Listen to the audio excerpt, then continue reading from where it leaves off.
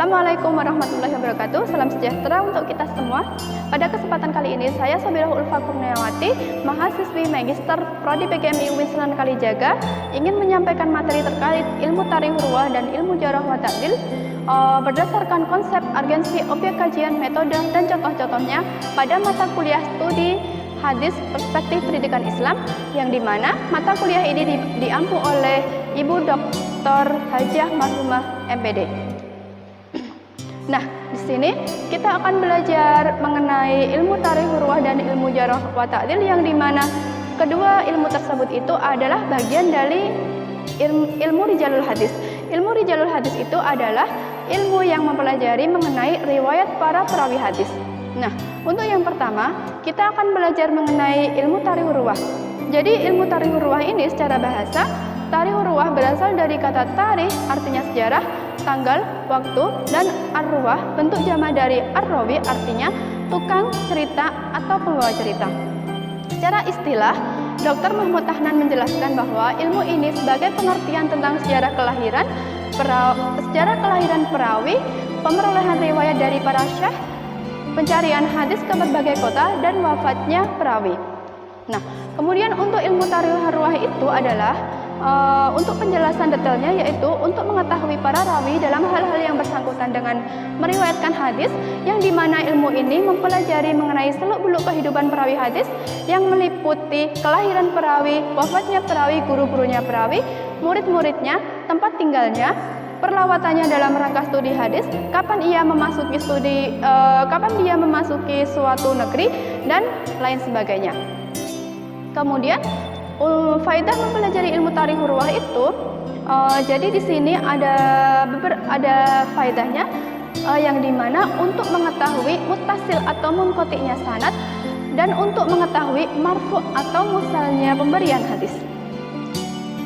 Nah, kemudian ada beberapa kitab yang mempelajari tentang ilmu tarikh hurwah, di antaranya yaitu yang pertama, kitab Tarikhul Kabir, yang kedua, kitab Tarikh Nisabur, yang ketiga, kitab Tarikh Baghdad, yang keempat, kitab Al-Akmal fi Tiraf, kemudian yang kelima, kitab Tadhibul Kamal, dan yang keenam, kitab Al-Mizzi.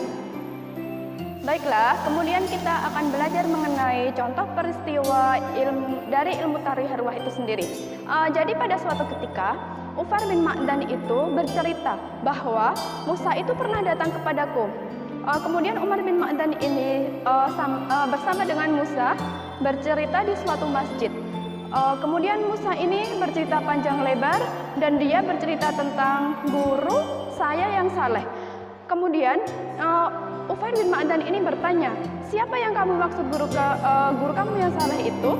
Kemudian Musa menjawab, dia adalah Khalid bin Ma'dan. Kemudian, tahun berapa kamu bertemu dengan dia? Tanyaku lebih lanjut. Saya bertemu dengannya pada tahun 108 Hijriah, jawab Umar. Kemudian, Ufar bertanya lagi, di mana kamu bertemu dengan dia? Aku bertemu dengan dia pada waktu perang Armenia.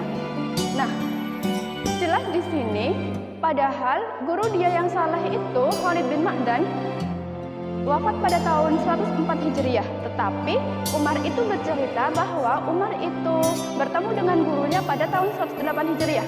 Nah, di sini ketahuan jelas bahwa Umar ini telah berbohong. Apa yang disampaikan itu tidak benar. Gurunya itu wafat pada tahun 104 Hijriah. Kenapa dia bilang bahwa bertemu dengan gurunya itu pada tahun 108 Hijriah.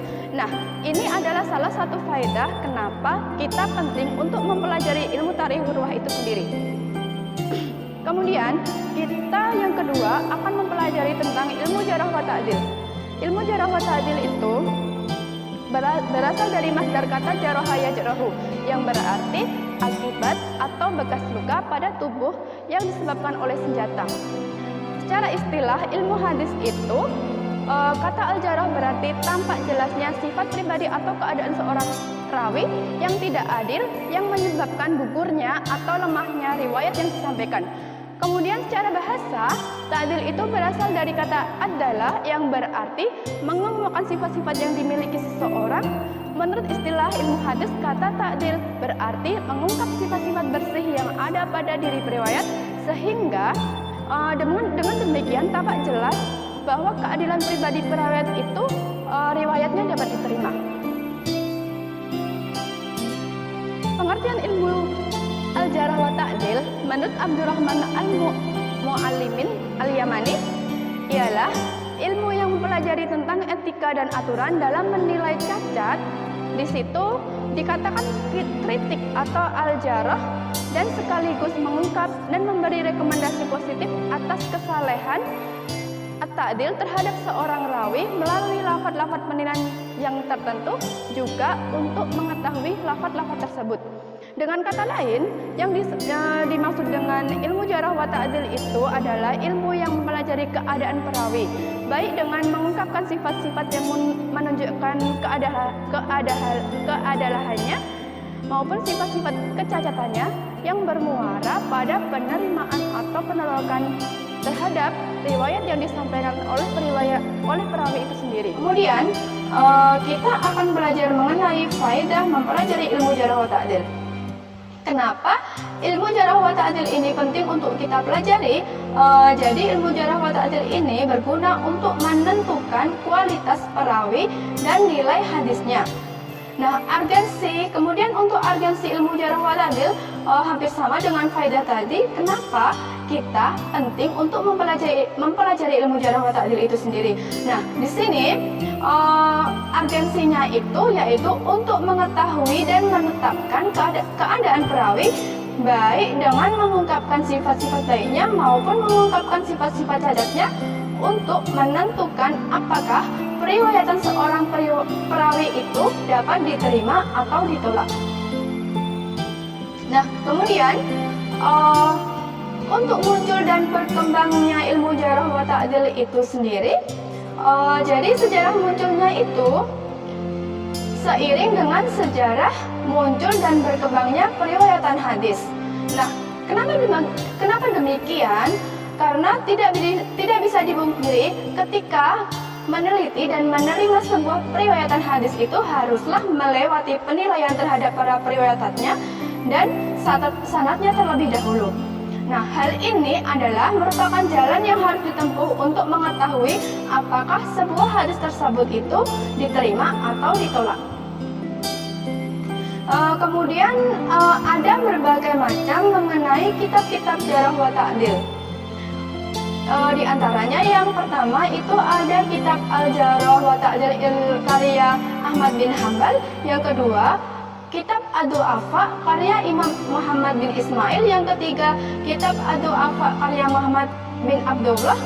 Kemudian untuk kaidah-kaidah jarh wa ta'dil di sini diterangkan dalam blognya Asrawi yang terdapat dalam bukunya Ibu Prof. Emma itu bahwa mayoritas ulama hadis dan fikih itu yang bersepakat bahwa seorang perawi itu harus mempunyai dua syarat. Nah, yang pertama adalah sifat adalah atau adil, kemudian yang kedua sifat dobit. Untuk sifat adalah itu sendiri bisa ditetapkan dengan salah satu dari dua perkara. Yang pertama, dengan ditetapkan oleh ulama ta'dil atau ditetapkan oleh salah satu saja dari mereka.